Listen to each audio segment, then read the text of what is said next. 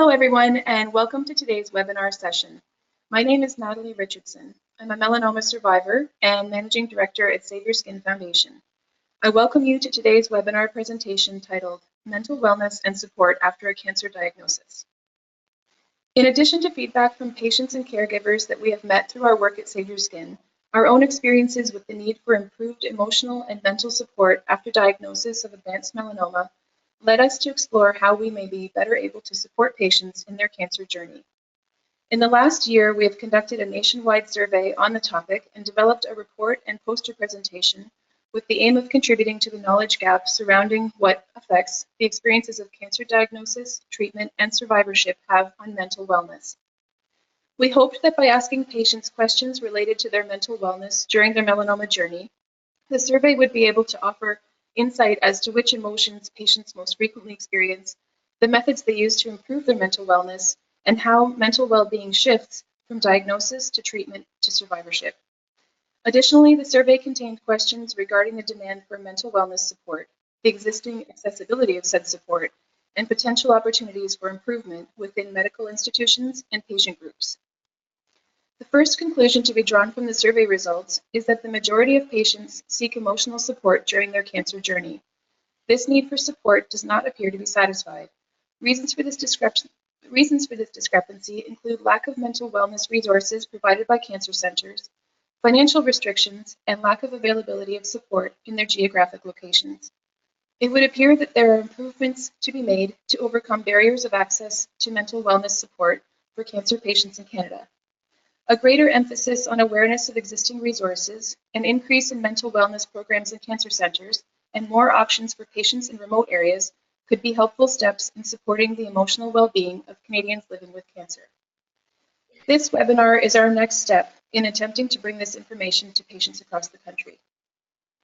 In the handout pane on your screen, you will see we have attached to this presentation a PDF of the poster we created from the survey responses. Should you have any questions about it, please do not hesitate to let us know. Before we get started, there are a few things I'd like to mention. All participants in the audience for today's webinar will be in listen-only mode for the duration of the session.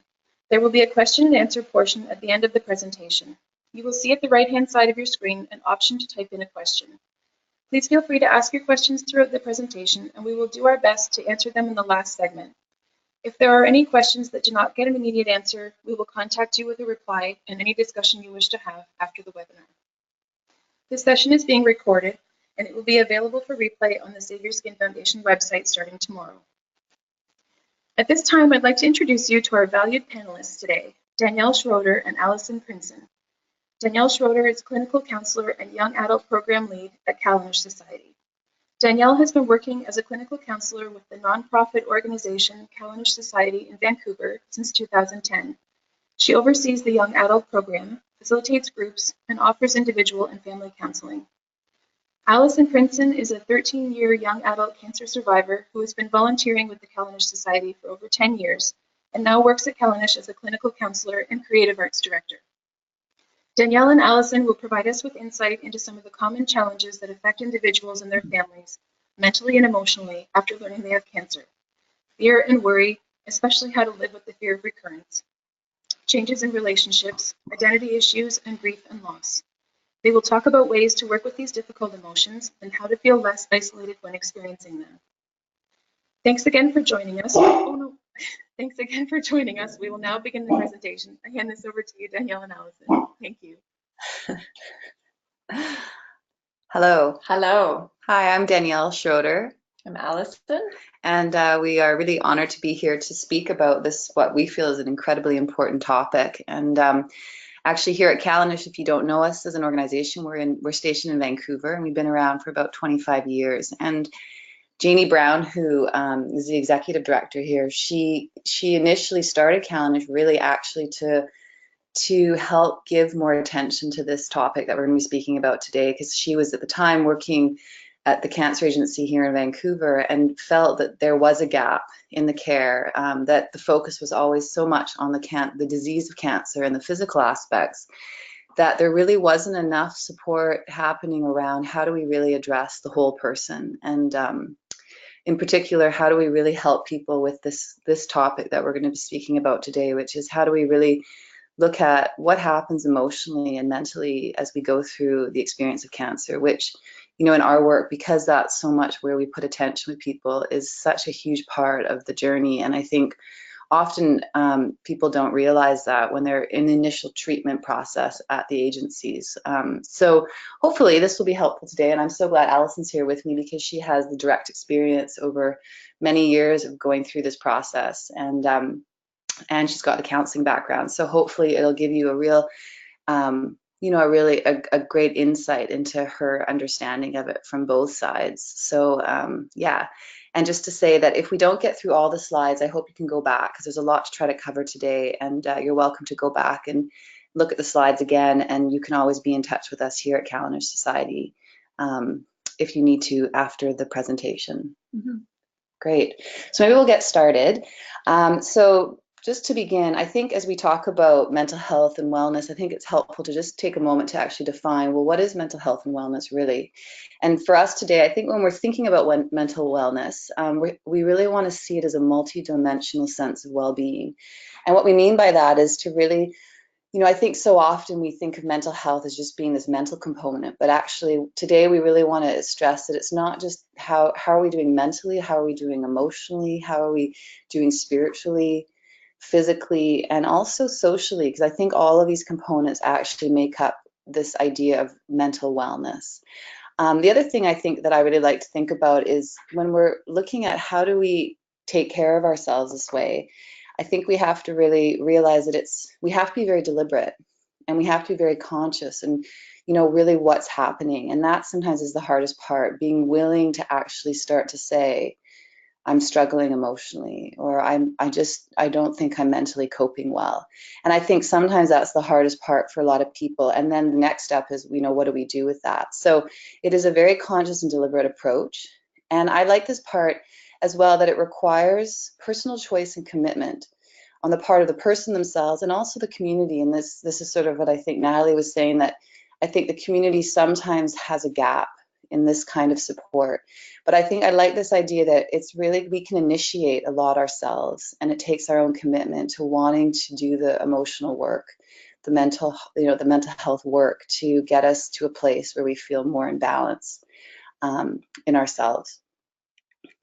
So I think we just thought, because we really want to we're going to focus a lot on after treatment ends for a lot of people, but I think it is important to start to begin to talk about when you initially get diagnosed, because I think this is when mental health and the emotional health begins to have a huge impact, although it's hard to see it because the physical piece and the disease of cancer is so much at the forefront. So we just want to begin to just touch on a little bit about the initial diagnosis component. So we're sort of saying when the storm first hits, and I think, those of you listening, again, we don't know where all of you are at in your treatment process or in your cancer experience, but I think it's important to go back and really remember that initial moment of diagnosis. And I think for us, what we see so much here at Cal Enosh is, sometimes people don't realize, but the moment you find out you have the diagnosis, it is a trauma. And getting cancer is a traumatic experience. And it's also traumatic for your loved ones. And sometimes we've found people don't often realize that. And I think it's important from a mental health perspective to understand that it is a traumatic experience, because then you can start to understand when we know what happens when we're under trauma, then we start to understand why some of our behaviors, why some of our mental health starts to be so deeply affected, and why the process of healing can take many years, because trauma itself takes a long time to work through. So just wanting to sort of begin with this, and just to say that when there's a trauma, we go into a state of shock. So the first thing that happens is that the system will automatically, biologically, go into a state of shock, which is a form of protection to cope with this very visceral threat that's suddenly come into our life. And I'm sure most of you have heard of this idea that when there's a threat, our system will automatically go into what's called a fight, flight, freeze response. And what's interesting is sometimes we can actually become more conscious of what we do when we feel under threat. And sometimes it's a very obvious threat like cancer, and sometimes it's something more subtle. But each of us tends to have a tendency more towards either we fight when there's a threat, some of us flight, we take off, we want to flee. And some people just really go numb, they freeze, and they can't really get out of that frozen state. So we all do all three, but each of us tends to have more of a tendency towards one of those three. And sometimes it's just helpful to begin to think about, to go back and remember, yeah, what was my kind of initial response? So I think just to say that it is useful to ask yourself, when I'm under threat, do I tend to fight to protect myself? Do I often freeze, go numb, or shut down? Do I want to flee, run away, keep really busy, distance myself?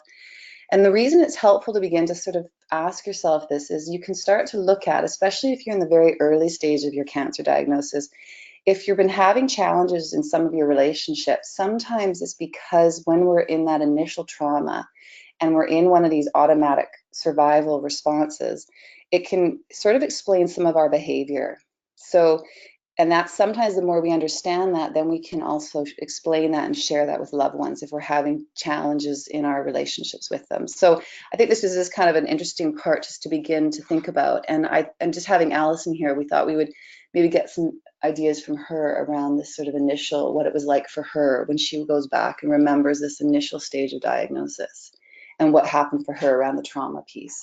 Well, I think that first piece that you talked about the shock, I think is the biggest piece that I remember, because when I was first, I just heard the word cancer, and then I didn't hear a lot after that. Mm-hmm. And then I was diagnosed with AML, which is a kind of acute myelogenous leukemia, and then I had a recurrence about a year and a half later, and that was even more shocking in a way, because I found out while I was listening to a message actually from my doctor in IKEA, which is about the worst place to find out you've had a cancer recurrent. So it's like a maze to try to get out of there. But just, I think I just screamed and banged my steering wheel. I went into my car and screamed as loud as I could. And it's just this state of grief and shock, and it's everything at once. And then what happens, for me at least, I had to go into treatment so quickly. So in a way, that shock phase sort of helped me. So I put aside a lot of the big feelings, I think, until, because I just had to show up for my treatment, Mm-hmm. you know. And I think, and we've, you know, listened to that in our groups for many years, that that's a really common experience, because you all of a sudden have to learn about this cancer and become a scientist overnight and think about all these things you've never had to think about, and you are kind of in this shock phase, and you just do what the physicians tell you to do, Yeah. and get through the treatment. So for me, I think it was a lot about that fight came up, especially the first time. I was so young when I was diagnosed. I was 25, and I thought, nope, this isn't going to take me down. And so Mm-hmm. I went into this sort of shocked state, I would say, and also this fighting, like I was going to just show up for the treatment as best as I could. Mm-hmm. Right. Yeah, exactly.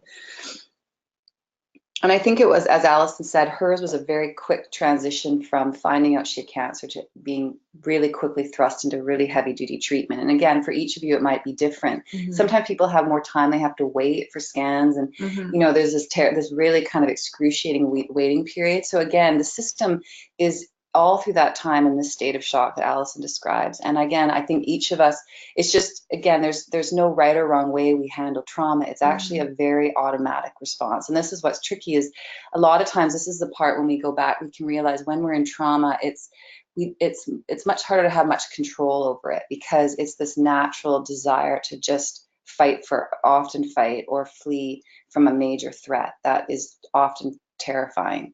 So just to say again, in this early stage when you're first diagnosed, I think, again, especially for people who are in intimate relationships, this can be a very tricky time, because it's very difficult when we're in trauma to really experience intimacy. And I think because intimacy often grows and flourishes when we feel really safe, when we feel open, and when our vulnerability doesn't feel overwhelming. And I think when we're in a trauma, all of those things are kind of wiped away. So it's very, very difficult in those periods. Again, and a trauma can be a very short period, but with a cancer experience, it's actually quite a long period of sort of this ongoing, it starts very visceral, very intense, but it can continue depending on people's situations for quite a while. So just to say that sometimes this is helpful just to know around, because intimacy is a part of our mental wellness, but when we're in trauma, it can really affect our intimacy, which again, obviously will affect some of our core relationships with others. Mhm. Do you want to say anything about that? Well, I just was going to just add that I think it can be helpful just to recognize that it is a trauma, because I didn't feel, I mean, that wasn't until many years later that I recognized that getting diagnosed with cancer is a trauma. I think sometimes I hear the word trauma and I think that I try to compare it to, Right. you know, it's easy to compare your experiences with others that you think, oh, well, I don't have it as bad as that person, or this person is suffering more than I am. So therefore I can't sort of claim that territory of being in this traumatic state. Yeah. But just to say that there isn't, that it is just a trauma, and that it isn't about comparing your experience with other people. Exactly. And I think that, you know, and sometimes, you know, that just that insight alone can be really helpful to our mental health, because I think people so often just say, why can't I get past this? Or why can't I connect with friends? And why do I feel so isolated? And why do I feel afraid all the time? And it's because, you know, you're still going through a traumatic experience. And I think sometimes just that, knowing that, we give ourselves more permission to be struggling, and we're kinder to ourselves. And but then, and hopefully as we start to kind of share more, but as things move on over the experience of cancer, that as we understand our mental health and how it's this whole multi-dimensional approach, that you can see where just understanding the first part is you have to accept that there's this trauma, that alone is helpful, because the trauma, we can't even get to the feelings, and we'll talk about that a bit, until we realize we're out of the major traumatic response. And that, for again, is very personal to each person. Sometimes that can take just to the end of treatment to come out of the traumatic response. Sometimes that can take years after, because the shock for everybody is different, how we take in the shock and how we process shock.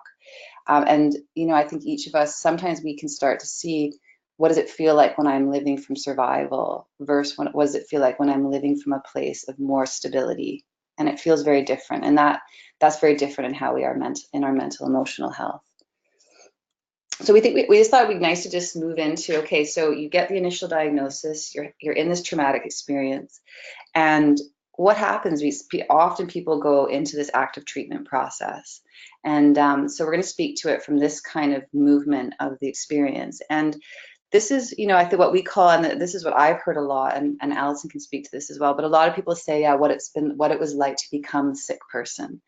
And suddenly, you know, going from being really well to being considered, you know, this person who has cancer and this identity of cancer. So we just want to speak about that and how this is beginning to, again, wear and affect our emotional, mental, psychological, social self beyond just the physical piece that's happening around cancer. So becoming a sick person means it's a lot of loss, as you'll see here, a loss of identity. So I remember there was one man I worked with, a young man who was this really, he said, I always saw myself as this alpha male, like I was this like tough and strong and never got sick. And he said just the moment he got diagnosed with cancer, he just felt that identity was just gone.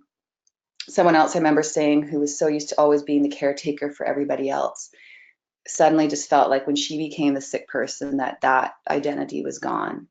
And so, and Alison will speak more to this, but it's this idea, because suddenly your whole life becomes your cancer story. So your whole identity becomes that story. And all these other identities are just, you know, disappear, at least for a time.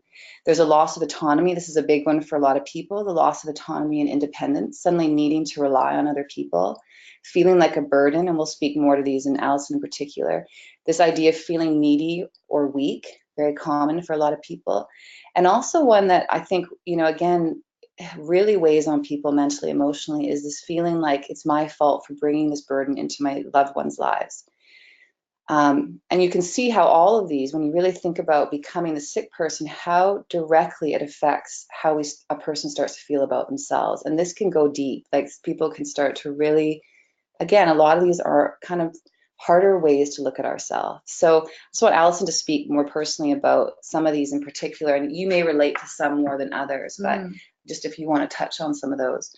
Well, I think the first point about becoming the sick person and having the cancer story become your entire life. So my entire life was just about my cancer, because all I was doing, I had to stop working, and all I was doing was in treatment or recovering from treatment or waiting for my next treatment. And I was bald and I was 25 and none of my friends looked like me. And I just became Allison the cancer girl. That's what I felt like.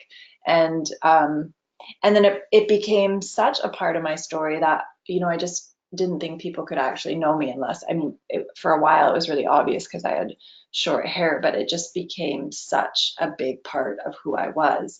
And also, I needed my friends in a different way. I needed particularly my parents in a different way. And they couldn't work as much because they were taking care of me. So that's when the feeling of like, oh, I just completely changed their life, and they had to do things differently in their life now because they had to support me. So I think that's that feeling where it's my fault. Like, in a way, I was really clear, oh, it's not my fault I got cancer, like this just happened to me. But even when you have that, like, this guilt can kind of creep in sideways. And for me, it crept in sideways with the idea that I was impacting people's lives. So now my parents had a daughter with cancer, and my brother had a sister with cancer, and sort of how that affected their lives. I'm like, God, I just ruined everything. Like, it's kind of like that feeling, like, oh, I just ruined everything by getting cancer. And so that's kind of how I think guilt can creep in. And so it feels like, oh, I know it's not my fault I had cancer, but then there's these other subtle feelings that can kind of be, I think guilt can sometimes creep in sideways, if that makes sense. Yeah, exactly. No, I think that's really good. And I think, again, some of these are really obvious, and sometimes they are more subtle. And again, the subtle ones in particular won't come out right away. It can take a while after the experience to realize this is sort of a more buried, weighty feeling. And these are the ones, again, as we start to really look at our mental and emotional health, how much it's often these subtle parts of the experience that are what can really bring us down and take us down if we don't have the space to really bring them out. So just a little bit again on sort of a lot of what Allison was touching on. I think for a lot of people, one that can be really difficult is this sense of having to become reliant on others. And I know it, depending on different cultures and where people grow up and the different sort of, I think a lot of society has this, but I think very much in North America, I think there's always been this sense of being self-reliant is sort of, looked at as a virtue in a way, and when you need other people or you need to rely on others, that somehow that's a negative thing. So I think suddenly for a lot of people, they say it's really hard to start having to ask for help, and I think it's particularly hard for people either who have never had people really there for them. So it's hard to even think, could anyone really be there for me and really care for me? And it's also incredibly hard for people who have very few people to ask for help. And when they know they need it. So it's very tricky. And then I think sometimes people feel people who they thought would be there for them aren't there. And I think then that brings so much sense of, loss and rejection and hurt that, again, won't really start to come up till later. But I think that's, I feel I sit with so many people who have to grieve a lot of people they thought, even when they asked for help, would be there for them, and then kind of disappeared through the experience.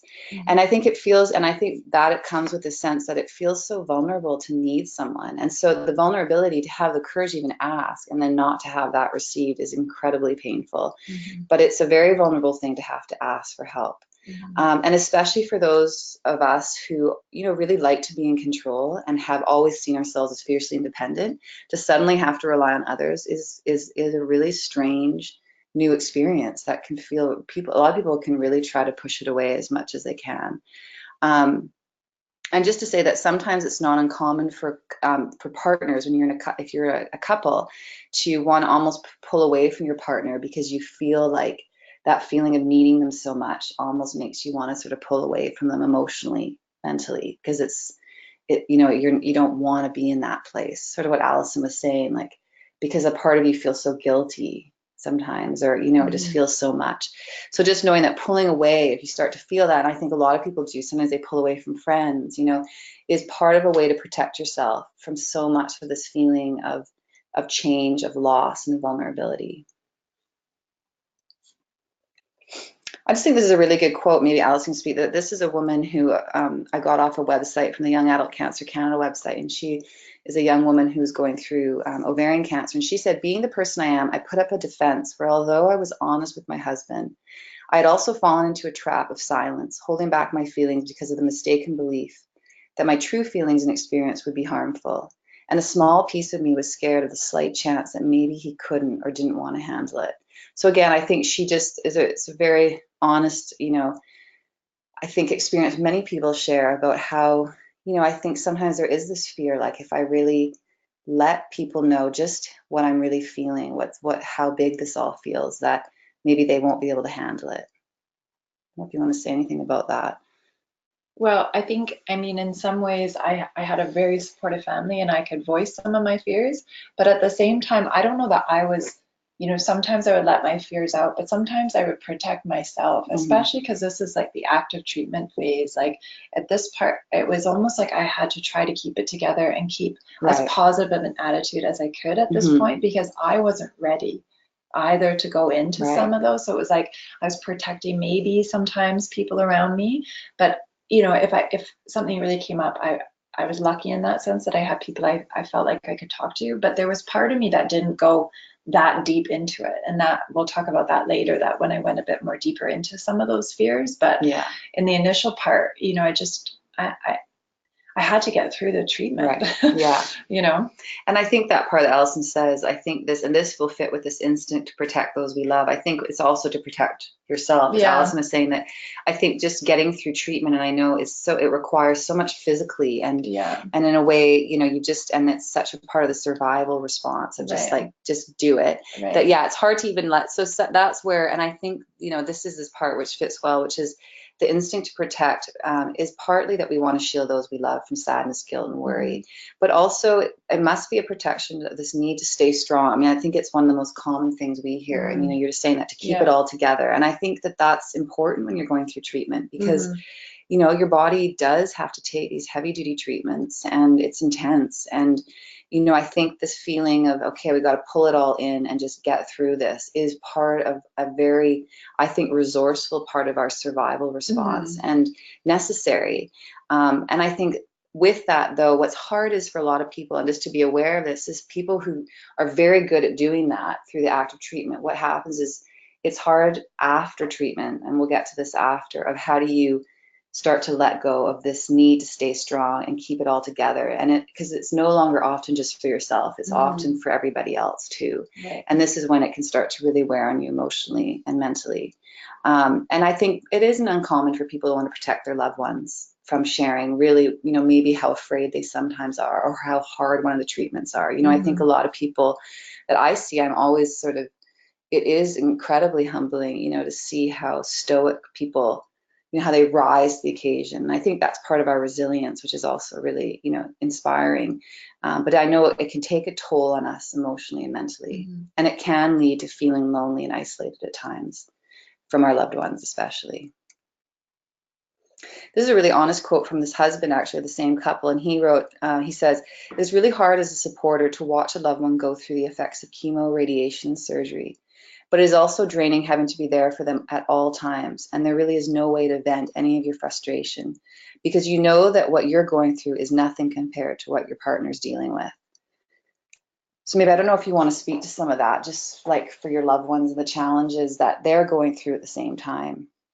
Well, I think it can be incredibly hard for support people, particularly because they don't, there's all these resources set up for the person that's going through cancer, if you're lucky enough to have resources around you, but there's a lot less going on for the support people. And I think for a support person to say, I'm really going through something too, just like Danielle said, it feels like not a legitimate feeling. So there's not a lot of validation for that feeling coming from the support person. And I know my husband now, who was a supporter, we weren't married when I was sick, many years later, he said, well, I kind of felt like I had cancer too. And, I probably would not have been ready to hear that when I was like, puking, that he felt like he had cancer too. Like I just probably would have deafed him. But, years later, I was able to kind of hear that and understand how much the cancer took over his life as well. And, you know, and I'm sure my parents could relate to that at some level too. It's like their whole life also became cancer, the way my life became cancer. So, and it is hard to find that voice, but, you know, and we've heard that so many times over the years that, you know, partners and loved ones, they don't really know how to voice sort of their own experience that's coming along with it. But and so it's hard to try to, like, you know, people want to prioritize their pain or their own experience, but it's everything just happening at once. And so it's messy that way. Yeah, exactly. And I think just that husband was so honest that it's a weird, you know, you're in a bind. And so again, I'm not sure if any of you listening are supporters or if you're primarily people going through the illness, but I think just to say that it's another part of the mental emotional health, especially if you're in relationships or you're really, you know, you have very close people with you, that you're all in this mental health, mental wellness, emotional, you know, process together and also individually. And I think the other thing just to say for the person, I think going through the experience of cancer, you know, even though, you know, you're not your supporter, you're, you know, kind of Alice saying, like, everyone worries about each other. So your mental emotional health is also being, you know, affected by how you're seeing your partner, let's say, is coping, or your parents are coping, or your children are coping, or and that can also, we take that on ourselves too. So, you know, that weight also is not just our own, what we're going through, but what we're feeling like maybe they're going through too. And that can add to this incredible, you know, piece around how do we carry all that mentally and emotionally through this experience. So just moving on from here. So I think, you know, as we've been saying, that I think mostly through the active treatment phase, you know, really is about how do I just get through these treatments and what's happening in my relationships, you know, what's, you know, already starting to change in me around, you know, some of the becoming the sick person.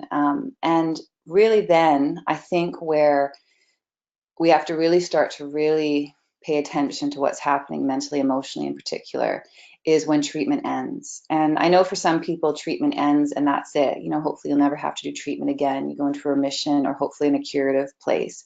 And other people, maybe it's ending for a while and then there may be a need to have to do more treatment at some point. But I think this initial part where the first part of treatment ends, I think for a lot of people is when things can go really sideways emotionally. And I think this is, as we say, after the initial shock. So after the visceral initial trauma of the shock wears off, we've gotten through the treatments, you pulled it all together, you've been in the survival mode, the treatment's over, and then suddenly people go, okay, now what? And what we find, and I find this so much here in Vancouver with how the cancer agencies here work, is people will often get nurses and social workers and physicians saying, oncologists saying to them, okay, you know what, treatment's over, like just go back to your life, like go live your life, go back to, you know, everything you were doing and like go for it, you know, as though like it's over. And, you know, and this, I think this is this part that we wrote here, which is, it creates this illusion of normalcy, like as though, okay, you could just, it was, and Allison uses this word, this blip in time, and then now you can just go back to how it was, when deep down you know you can't. And I think this is the part that really is where it gets tricky emotionally, because so many people want to just go back to how it was, and you can't. And then that can feel tremendously overwhelming mentally and emotionally, psychologically. So maybe you want to speak to that. Well, I think you said it just there, is that I really badly wanted to just go back to normal. And then I think you can sometimes get that feedback from other people too, you know, your support people that have sort of put their life on pause too. They're like, they're really like, is it okay? Is it over? Can we just go back to how it was? Like, I remember people saying that to me, can we just go back to how it was? And I really, really wanted to, but I knew that I couldn't. And that was the overwhelming feeling. Like, I didn't know what to do next, but I knew I couldn't go back to how it was, because I'd had this massive experience. And this was particularly after my recurrence. Like the first time I was like, okay, like I lived, like, here we go, let's try to get back to it. And then I had a recurrence so quickly. And then once I was through that treatment, I really knew there was no going back. Like, it had just been too many years of cancer and I couldn't just be someone. Mm-hmm. I couldn't pretend I didn't have this massive experience. And this is that blip thing, is that we do this in our culture, I think, with grief, with all sorts of these big experiences we have in life. Like, it's like, okay, we got through that and now it's done. And now you can just get back on track. But getting back on track without actually processing the big feelings Mm-hmm. is what actually sets us off course, right? And that's where we get a little bit mixed up there, is that you can just automatically go back, but you actually can't. Mm-hmm. And you won't go back in the way that you want to, because you'll be carrying all these feelings underneath. And so I think that was a big moment for me to start to recognize that I can't just treat this like a blip. Like, I can't just get back on the track I was on before. I have to figure this out. But I didn't really know how to do that. Yeah, exactly. And I think that moment, for each person, that can come at different stages. Sometimes people feel that as soon as treatment's over. Sometimes people don't for over a year. You know, we very commonly here at Cal Enosh, and I'd say it's very common, especially for our week-long retreats where people come to do some emotional works, is people will call, and it's been about a year since they finished treatment, and they'll say, you know, I'm a year out, and I thought I'd be in a better place. I mean, I physically feel good. You know, my scans are clear, and I'm back at work, and they'll just say, I'm struggling mentally, emotionally so much. I cry a lot. I can't concentrate. So some of these things start to come. You know, I feel like nobody understands me. I feel irritable a lot. And I just overall feel like I'm not coping well with my life. And I think that, you know, I often say it's normal. This is what this is saying, is now is the time to do the emotional work. And now is the time to really process these deeper feelings of what's come up from this experience of cancer. And it's such a relief to many people. They go, oh, okay, like nothing's wrong with me. And I'll say, no, nothing's wrong with you. This is usually what happens. And sometimes it's about a year after treatment. So it's not always right away after treatment, just to say. Sometimes it is for some people, but other people it can take longer. And again, sometimes that's because the trauma, the shock piece, the survival piece can take a while to get to this part. And for other people, it can be quicker, you know, so there's no right or wrong way. And again, as Allison said, it's also, I think, a moment where you have to be willing to say, this is happening. And sometimes it's just so obvious, and other times it's more subtle, and we can try for a long time to say, okay, I know I can go back to how it was, and we try really, really hard for a long time. And finally it's like, this is not working, you know, or and as we'll get to, you know, sometimes people say, I just feel depressed a lot, or I feel scared all the time. You know, these are good indicators. So just a few, as the feelings start to come, which is what I think starts to happen, is all these sort of signs. These are kind of be like signs that start to come on.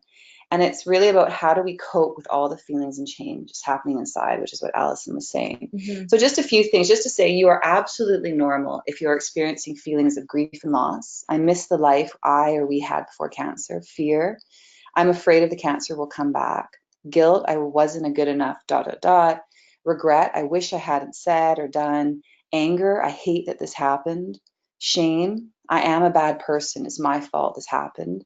And loneliness and isolation, nobody really understands. So again, these are just some examples of some obvious ones that most people tend to describe starting to come up as they're kind of ending treatment, and they're trying to get back into their life. Some very common feelings.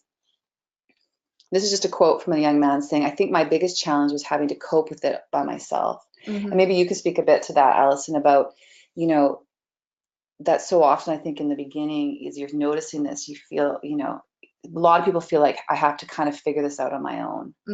And what that's like, kind of, you know, to carry that on your own. Well, I think for me, I just had this, I mean, I had a lot of counseling and therapy before in my life, just in my own experiences. I had that before my cancer diagnosis. So there was a part of me that had already had some experience looking after my mental health.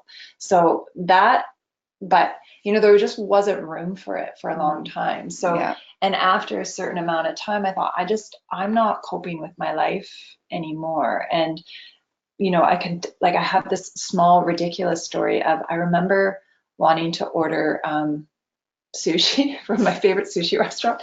And we went to order it and it was closed. Okay, so just because it's closed on Mondays, that's it. Like, it hadn't shut down. I could have gotten it the next day.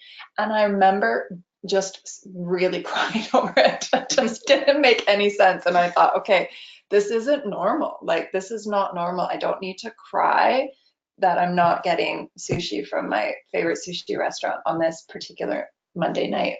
I mean, then I was like, I'm not, like, and it just seemed impossible to make a decision to eat something else. Like, I know that seems like a completely crazy story, but at the time it was really real for me. I just could not cope with life anymore. And I knew I needed help, but I just really had no idea how to do that. So my first instinct, which might be what some of you guys are doing now listening, is to try to connect with other people that might share a similar experience. Like, I needed to talk to somebody, and I was really ready to go to any support group I could find, because to me, I didn't care if you had leukemia like me. I just wanted to know, I just wanted to talk to somebody else who had cancer. So that was sort of the first step, is like, I knew I needed to get help. And so I just started asking everywhere I went, you know. And that was how long after? Well, I mean, I was in the cancer process for quite some time, but when I got, after my transplant was in February, I think by like that next, 8 months or so, is when I started looking, and then I finally found Cal Enosh, probably. Okay. Yeah, and I think that, again, each of us, again, it's not always about support groups or talking to a counselor, but I think it's this desire, as this man Glenn said, a lot of people think, okay, I've got to figure this out on my own. And I think this is where it can be really hard, because as you start to realize, and we're going to get into what are some of the big ones that we're going to talk about today, like grief and loss, like fear, to try to carry those and process them on your own you can do some of it on your own, but it is a lot harder and it can take a lot longer. And I think what Allison can say from her own, and she experienced it, was what it was like to actually begin to share it with others and to do that work in a community. And I think so just to say though, I think the first place when you start to realize, oh yeah, I am struggling this way, is it can feel overwhelming. And you can kind of go, how can I even begin to process all of this? And it can feel like if I start to open up, it's just like I'm going to be a puddle on the ground. And I think that just to know that's very normal, that fear. Again, we've worked in this field for so many years, and I can just say that it's so worth it to begin this process, because what I see in people, and I see it time and again, and it's incredibly, to me, gives me such faith in what's possible in us as people, because I think we're incredibly resilient species, is that I see people going from just surviving their life after cancer, or even with cancer, to actually being able to live really well, either with cancer or after cancer. And I see that time and again in our community, because it's this willingness to keep doing this hard, emotional, mental, psychological work, but to do it in a community and to do it in ways that are healing and inspiring and creative. So there's lots of ways we can do this. So we'll just touch on a few here. So we'll get to kind of that healing process part towards the end. But I think the first place we wanted to talk about is around one big experience that I think people need a lot of help with emotionally to process, is around grief and loss. And I think grief and loss, so often when we take people on retreat, it's the first piece of work we do with people, because often when people start to tell their story, what we hear is so much loss. And I think the weight of loss is what can bring what a lot of people say is, I'm feeling depressed. And a lot of times when I have people come and see me after they've finished treatment, and they're just saying, I just feel depressed all the time. And often I'll say, I wonder if a lot of that is grief. And that I think you have a lot of loss that hasn't had time to be acknowledged, to be attended to, and as a result, it's weighing you down. And it might be your loss, your grief, it might be your loved one's grief, but it's all there. And I think this is one that we need a lot of help with, because grief is a normal process you'll go through after cancer experience, because there's so many losses that are connected to going through cancer. And really, losses are connected to everything that's changed about your life since cancer came in. And these losses can have a profound impact on your relationships as well. And again, a symptom of buried grief is depression, just to say. So some examples of some personal changes and losses you might be experiencing are things like identity, losses to your identity, losses to sexuality and a sense of intimacy, losses of priorities. A lot of times people talk about, I was So, like before cancer, I like loved my job and it seemed so important. And suddenly now, after cancer, it feels like it was like the most trivial thing I could do, and I could never imagine going back to that work. You know, it's a huge loss, that alone. The loss of roles and responsibilities. A lot of people have if they have children, they felt like, you know, they can't parent in the way they used to. Loss of confidence. I think this is a big one, and Allison will speak to this, but just this overall loss of confidence in living around health, that things will work out. So she'll speak more to that. And also, this is another big one for a lot of people, is this loss of how to even plan for the future anymore. So maybe you want to speak a bit to some of those. Well, I think in a way, it felt like I lost the overall story of my life. And what I mean by that is I didn't and we all do this, we sort of write a story about how our life is going to go, kind of unconsciously, like I'm going to do this and then I'm going to do this. And then cancer comes and it just absolutely disrupts all of that. So it's like nothing in my life felt like it was going to go the way it was going to go. So everything just started to feel uncertain. And that was really difficult for me because I didn't know how to rewrite myself. And I didn't know how to rewrite a new story for myself because this cancer was just not supposed to be part of my story. This was like unexpected and it took me down. And we get into this place where we think, oh, I think that this is the way my life is going to go. And there's some sort of made up security around that. And when that is lost, it really sort of permeates every part of your life. And that's what it did for me. I just felt so unsteady somehow. It was difficult for me to sort of trust anything because there was something at my core that just felt really unsteady and uncertain about, you know, like, how was my career going to go after this? Would I be able to have children? And I mean, the answer was no, and I knew that already. And there was just so many things that could I plan, like even just planning for my future. Like, was it ridiculous to get married? Is it ridiculous to want to have a family because I might get sick again? So everything just felt up for grabs. And also that feeling like the worst, you know, I went to the doctor with some symptoms and it felt like the worst case scenario came true. So the worst case scenario at that moment was that I had leukemia, and it didn't even cross my mind that was what was happening to me. And then, so then it starts to think, then I start to felt uncertain about everything. It felt like everything in my life was up for grabs. Like the worst happens. I started to feel like, oh, I know that the worst can always happen. Yeah. So I don't know if I'm articulating myself, but there's like, I started to mistrust my life a little bit. Yeah. So that confidence and just the overall living, and that's a tremendous weight that a person that you can carry. And again, I think for each person, as Allison describes it, you know, and the thing about loss and grief is that it is a process. So what's sometimes, again, and as you're just starting to go, yeah, I think I am grieving, and we're not sure what yet. So, you know, Allison said initially it was just like this whole loss of the story she thought her life was going to be. And then as she started to, you know, process it with people and with counselors and group, it was like sifting out, well, what are the biggest losses for me, and how are those going to look? And they would start, and they you know, they were like layers of them. And so again, in the beginning, it's just starting to even be able to say, oh yeah, I'm grieving. There's like some grief here. And then we can start to actually sift out what are my core losses, you know, what right now. And again, they might change over time, or you might become aware of new ones later on too, as more time goes on. So just to say that grieving takes tremendous energy and patience.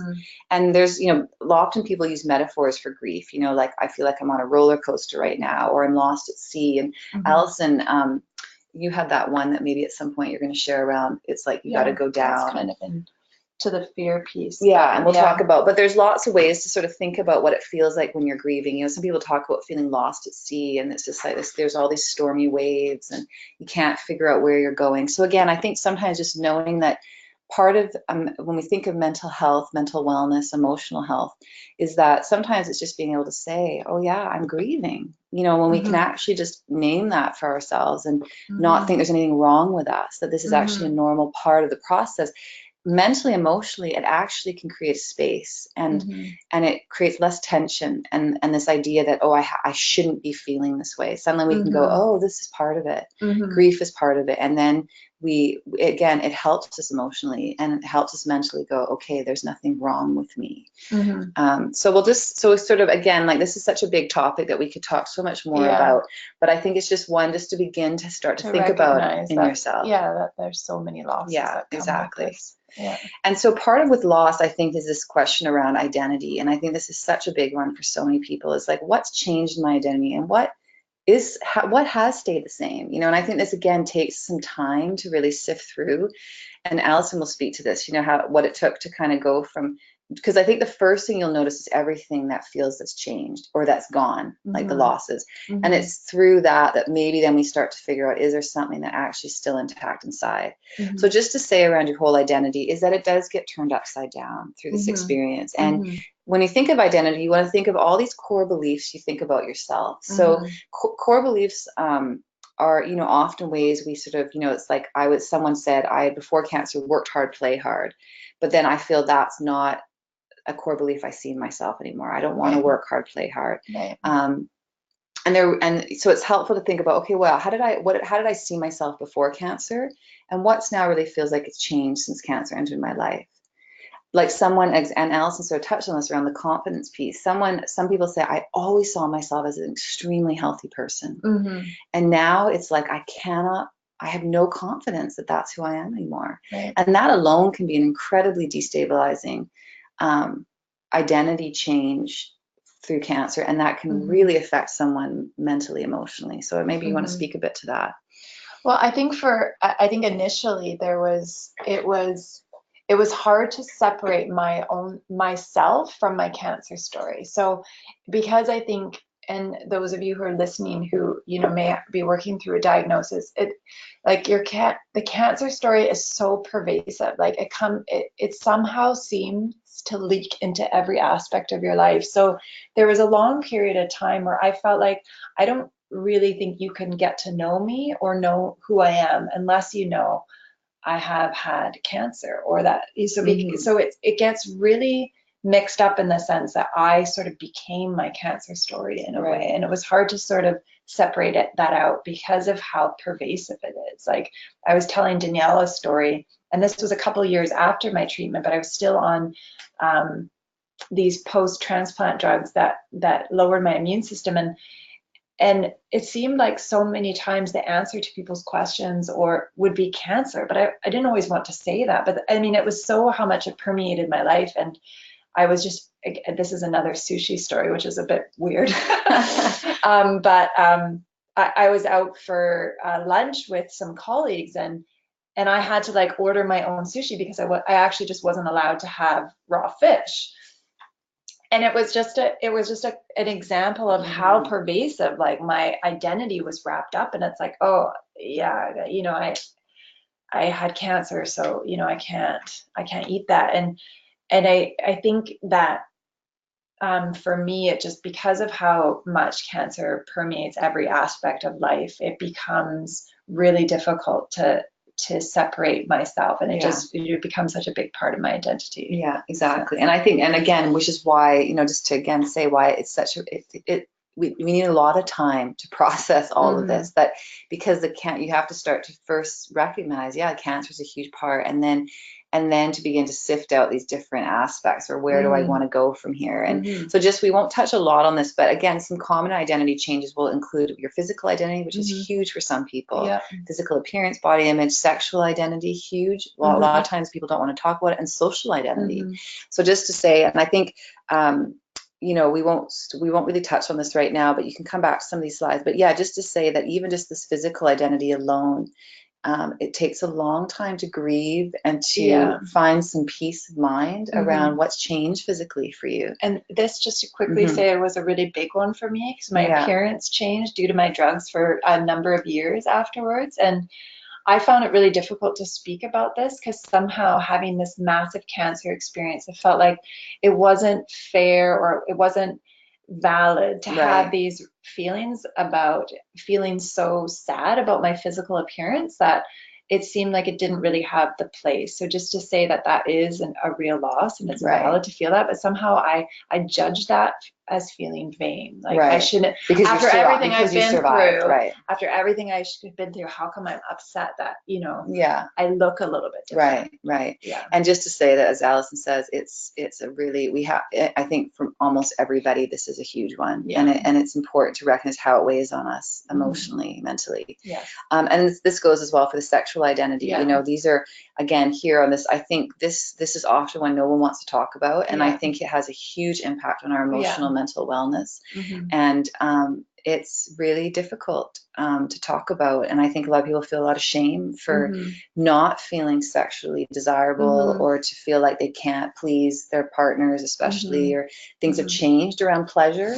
And again, this fits with intimacy. So these things are really affected by a traumatic experience. So just to say, this is another one to not be afraid to start to talk about. Right. And this is, I think earlier I said that guilt can sometimes leak in. Like this can be one that you think, okay, well, a lot of time has passed, so I should be able to have like a great sexual relationship. But then maybe your libido is not the same. And then it feels hard to kind of have a voice in that because you feel like, oh, now this is still happening. Like this is still affecting my partner's life in some way. Or that kind of shame that way. And I think this one woman who was a young woman with cancer, she said, sex is physical, but it's also so mental at the same time, which is absolutely true.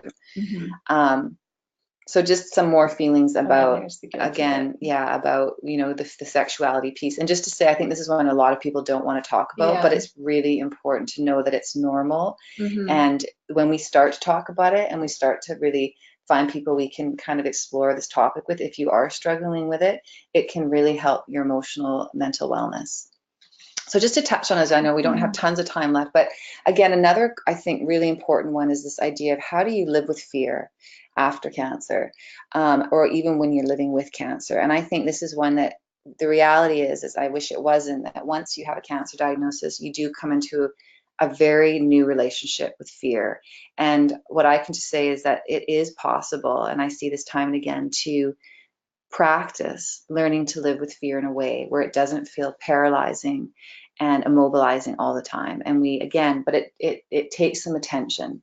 So just wanting to say that this, and the fear of recurrence, of course, being the biggest one, which Allison will speak to, is, I think about this fear of death, the fear of the unknown is the biggest thing. So just to say that understanding fear is about understanding that fear is a lifelong companion for all of us, actually. But when you've had a cancer diagnosis, it's much more, it feels really a very close companion. And just to say that it's not about getting rid of fear, but learning how to live with fear and feeling you can cope with fear and still live a happy, vibrant life. And I think for some people that feels like that's impossible. But actually, again, Allison will speak to this, it's possible. So just to say that fear is a natural response to the unpredictability and uncertainty in life. It's a natural response when we experience a sudden threat to our survival. And it brings on feelings of loss of control, powerlessness, helplessness, panic, dread, hopelessness, and isolation. Fear is often greatest immediately following a threat, when the harsh reality strikes and we feel our normal predicted life shaken up. So that's often, the visceral trauma when we talked about the initial diagnosis. This is interesting. Fear usually diminishes when we feel a sense of control, a sense of direction, hopefulness, and not being alone. Fear typically diminishes somewhat when there's an action plan, a sense that something is being done about what we are afraid of. And so just to say on this quickly is that this is why sometimes during active treatment, people actually don't feel the fear as much, because there's a plan in place and you feel like there's a sense of control. We're doing this treatment, this is killing the cancer. So a person feels like the threat is that there's a power over the threat. And as a result, the fear starts to go down. This is why at the end of treatment, the fear can actually just feel like it just unleashes again in us, because the treatment plan is done and no longer do you feel there's an action plan in place. So this is where people go, suddenly I feel like the fear is so much harder to be with. And it's because this action plan, which you saw with treatment, is gone. So just to say, when fear does become immobilizing, this is when you really want to start to get some support. It's when it becomes such a constant companion through your days and months and years that you really feel it's interfering in your ability to enjoy life. You might feel anxious, worried, and afraid all the time, consumed by thoughts of worst case scenarios, the what ifs. You feel powerless to change how you feel, and you even feel like family and friends are becoming impatient because all you think about is this preoccupation, say, of recurrence, or you're always thinking about death. So maybe do you want to say anything on that topic there? Well, I think this is the point where I knew, like I said earlier, that I got to a point where I really knew help, and that I think that was like it was affecting my daily life, Right. like, and that was probably why I cried about sushi. Like I just couldn't cope with the daily life because I was so terrified that it was going to come back again, and because it had already done that. So I had lost a lot of faith, which I think was some of that loss that I was talking to. I just lost my hope, excuse me, my hope in a way that things would be okay. So I just was always preparing for the next catastrophe. Right. Yeah. And just to say, so I think this is such a huge topic that I wish we could spend a whole hour just talking about fear. And I think just to say around this, as Allison said, like as she said, when it's become so immobilizing where you just feel you just can't get away from it, I think it is a time to really start to get some professional help. And I think there are kind of two ways we have to manage fear. And I think when fear comes out, we either can distract ourselves from the fear or we can actually face it and start to get to know what is this fear. And I think that's where we can't really do that part alone. Yeah. The distracting part, just to say quickly, is where we can do this actually with family and friends and ourselves, which is especially when you're preparing to go to, like a follow-up test and it's coming up and there's just, of course, this fear of, what's it going to be, the fear of the unknown. And that's when it's wonderful to do things like, distract yourself with like getting a friend to take you out somewhere, or like, going to a movie, or, this is where it is useful to think about what are ways that I find, helpful in terms of distraction. But distraction doesn't always work. So maybe you want to say a bit about kind of the difference for you, like. Well, I think it was just like you said, like if there was, a test result that came back that I had to wait for that excruciating number of days or number of hours or whatever it was, like I could distract myself with a movie or something like that. But it got to the point where Danielle's saying, it's helpful to seek some professional support when the fear becomes so immobilizing, because then the distracting actually doesn't work. It's just sort of covering up a really big feeling, and you actually need to go really deep into that fear. And that can feel like so overwhelming to actually do that. And we can try to use our friends and family for that, but sometimes what happens is the people around you are also might be dealing with fear, so they can be quick to say, no, I'm sure you're going to be fine, I'm sure you're going to be fine, and that might kind of band-aid you for a little bit. But then there's a part of you that's not satisfied with that, because it really is your own knowing of having to go down and do some of that deeper fear work. And one of the metaphors that was used for me on, I went on this retreat to kind of work through some of these big fear feelings and grief and loss. And I was so afraid to let the container open. Like if I let that container of feelings open, I would never come back. And so the facilitator used, actually Janie Brown, who is the exec director here, uses metaphor of whales, and how whales, they breathe air, but they go into some of the darkest places of the ocean, and they can go down into the coldest, darkest waters, and then there's a part of them that knows instinctively when to come back up. And I mean, this touches a little bit on the healing process that we haven't quite got to yet, but this idea that it is that when you have the right support around you, and you have people that can be with you in some of these dark places, that it is so healing, and that it is possible to go into these really dark, scary places and come back out. In fact, like our psyche and our bodies are programmed to do that. Like we won't stay in these really dark places, that it is a state that we'll come out of, and to start to develop a trust that if I go and touch into these deep feelings, that I will come out the other side, and that I won't stay in that dark place. And I think that is the initial fear for me, was if I start to talk about this stuff, I'm never going to come back out. Yeah, exactly. And I think that's common for pretty much everybody, that until you start having the right, again, it takes the right kind of support, but when you have the right support and you start to go into these territories, as I love that metaphor, I think as it says here, you start to build this incredible trust in yourself and this incredible trust in your stability to be able to handle what life brings your way. And, and that includes when feelings come and go, or even when a new experience comes and goes. And we see this time and again in our community. And so hopefully hearing from Allison that she's actually done the experience where she let herself, with the right support, go to these places, that what it starts to do is we start to liberate ourselves from the fear, and where we actually feel that we have more control over the fear. And that is incredibly empowering for people. And fear actually shrinks when we feel empowered. It grows when we feel disempowered. So that's what the work we often do with people is to take people in the right way into looking at their fear, to actually bring them back up where they feel like they can come out feeling more empowered. It's the same with their grief. So I think we won't touch more on that, it's because we're mostly out of time. And just to say that this is about, where I think professionals are helpful in this way, because I think tackling something like fear takes people who really understand how fear works, and also to do it in a community with others is very powerful. Other people who've been through cancer. And as I think, Allison's already touched on, I think what she just described is the healing process. And it's this great quote that I think says it all, is what do I do when I feel I can't handle what's going on? Where do I look for my strength, and what do I place my trust? And I think the more you're able to answer these questions of, where do I look for my strength? Like, who do I turn to, and what do I need to feel strength, to feel stability, to feel more trusting again?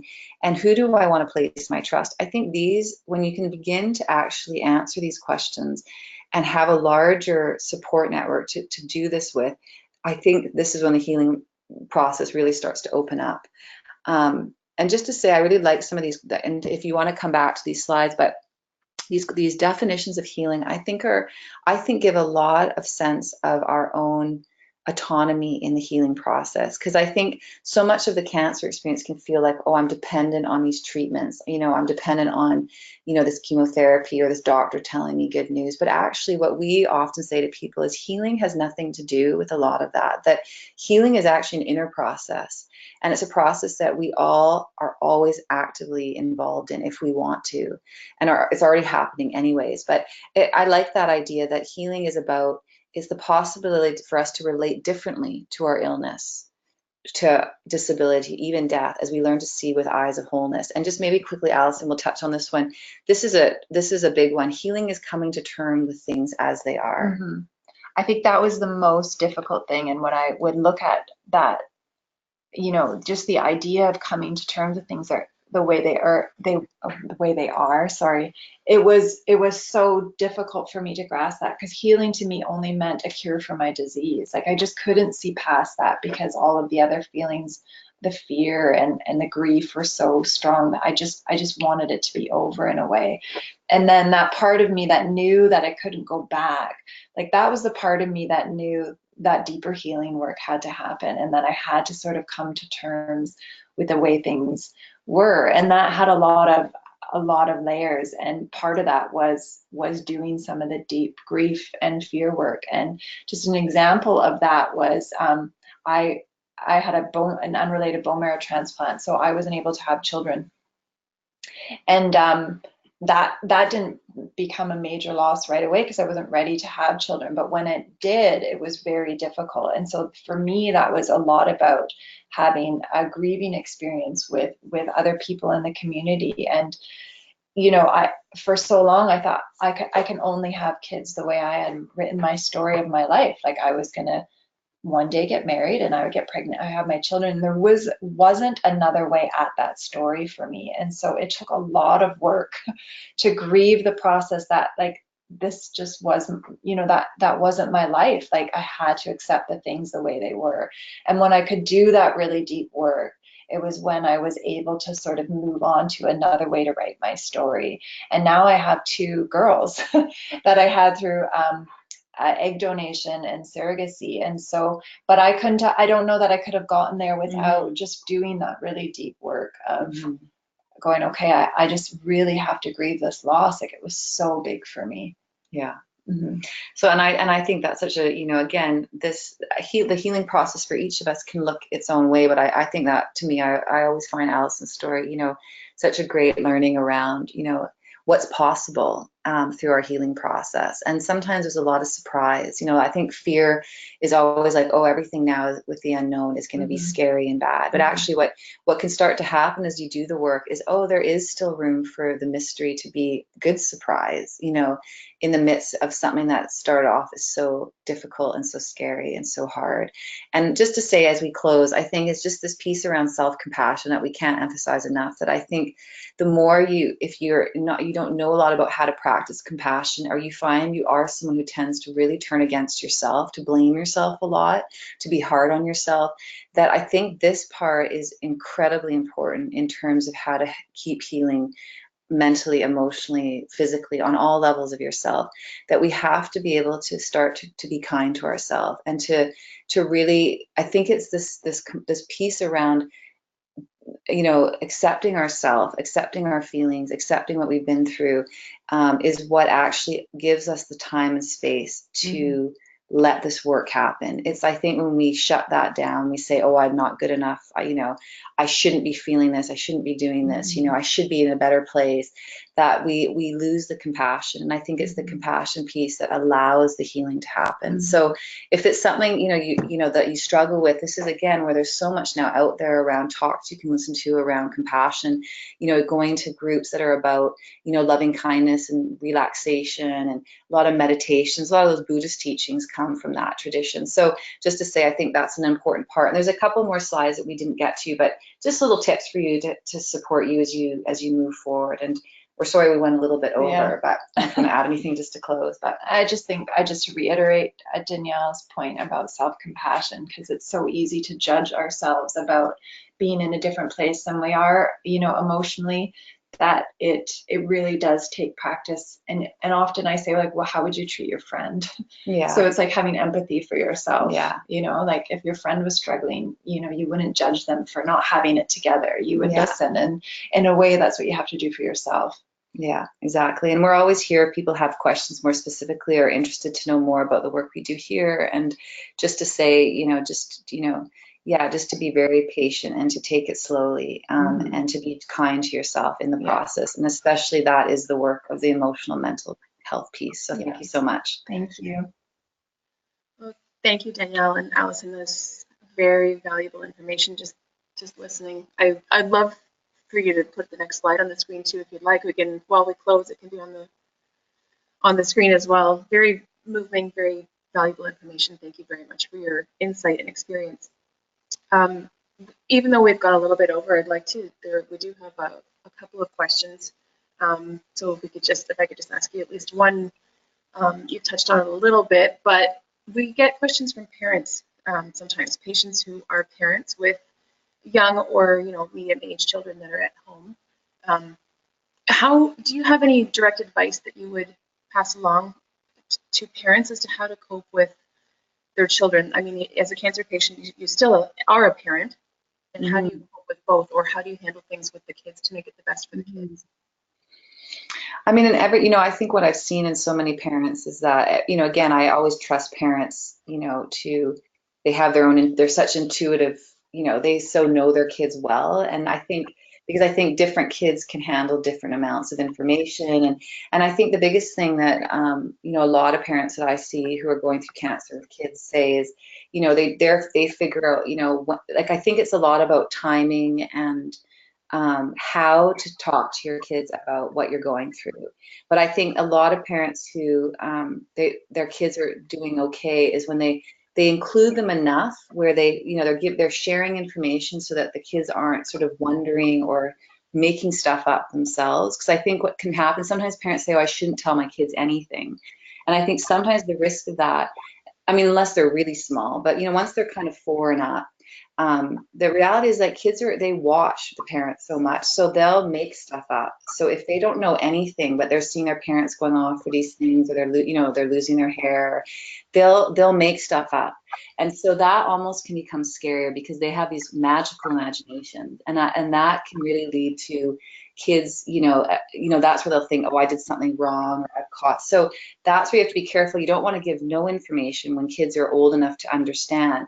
But what's tricky is how to give that information in an age appropriate way. And again, I think what I see in a lot of parents, who know their kids well, they might give the information to different kids based on their age or based on their temperament in different ways. And some kids, like some kids, they want to go with their parents to participate with them in treatments. And other kids, they don't want to. Like, again, it's just, so there's no kind of set way. I think it's just about parents, I just often coach parents to trust to trust a lot about what they feel is that child's way of being, and how to but again, that it is important to share some of what's going on with them. But it's a timing thing. I always say to parents too, you have to do it in your own time and when you're ready to also give that news. And, I think sometimes parents say, oh, I should tell them right away. Well, not necessarily. If that doesn't feel like you're quite even ready to sort of talk about it in a way that, will overwhelm your system as well. And the other thing I just say, kids do really well with structure. So as long as their routines and their structures, they've got a lot of love and stability around them, they do well. And I just often, see in time again, as kids are incredibly resilient and adaptable, probably in some ways more naturally than we are, because they are moment to moment. We're much more in the present as children, and so that's actually resourceful when something like this happens, because they do have a capacity to kind of be in each moment. So if like one moment they have to hear this news and they might have a cry, they might then go, okay, now let's go to the park and play, and they can adapt. So I think it's a lot about just making sure they're safe. If they have, sometimes I say, just make sure you're sometimes checking in with them. Like, do you have any questions? Does anything make you feel scared? To give them that space as well. And so then they can come back and say things like, I'm scared about this, or they might have misunderstood something. So then you can clarify things that maybe they've misunderstood, or maybe they overheard adults talking together. So I think it's just ongoing, again, connecting with them and not being afraid to kind of talk to them sometimes, especially as kids get older, that kids can, again, they can handle more than we sometimes think, as long as it's handled in a way that's age appropriate and kind of meeting some of their own, their own temperament things too. Like emotional kids, that needs to come more from an emotional place, whereas practical kids, you might do it in a way that it's more practical, And so I don't know if that's helpful. Maybe you want to say something around that. But I think the other thing just to say to parents who have kids at home, and I mean, we hear this in our young adult group all the time, is just how, especially when your kids are going through behavior stuff, just like regular behavior stuff, and, how difficult it can be to be dealing with cancer and then just managing the day-to-day parenting demands at the same time. Mm-hmm. And that, sometimes I sit in circles and I hear these young parents talk about, just dealing with tantrums and, just really, kids being kids, but you're just, you're trying to get through chemo, or, you're trying to just, move forward after cancer. And it's just, it can be incredibly intense. And, I wish I had like a magic solution to manage that, but I just think have places you can really just talk with people and just, just share how, how full on that can be at times, I think is just so useful, because it's a lot. Our groups, I'm so grateful we have them, just that these parents can talk together, because it's and it's tricky, because you aren't always going to be able to say it properly, or sometimes you will lose it on them because you're stressed about something. And again, I think the self-compassion piece is so important for parents, like that it's hard to do both at the same time, and to be really kind to yourself, and to get as much support around all of you as possible, like good, loving support. That's good advice. I've often referred to the saying, it takes a village to raise a child, and I've thought it takes a village to raise a cancer patient. Yeah, it really does. Yes. Well, thank you very much for that excellent advice as well. And we have a couple other questions, but we'll email. I'll handle them by email. Okay, great. Yeah, absolutely. Anytime. Great. Yes. Thank you again very much for sharing your experiences and your insight. And thank you everyone for attending today's webinar session. As a reminder, this presentation will be available online at saveyourskin.ca starting tomorrow. If you have any additional questions, please feel free to send them to myself, Natalie, at saveyourskin.ca. and I'll pass them along accordingly if needed. Thank you again for joining, and with that, I will conclude this webinar session. Thank you. Thank you.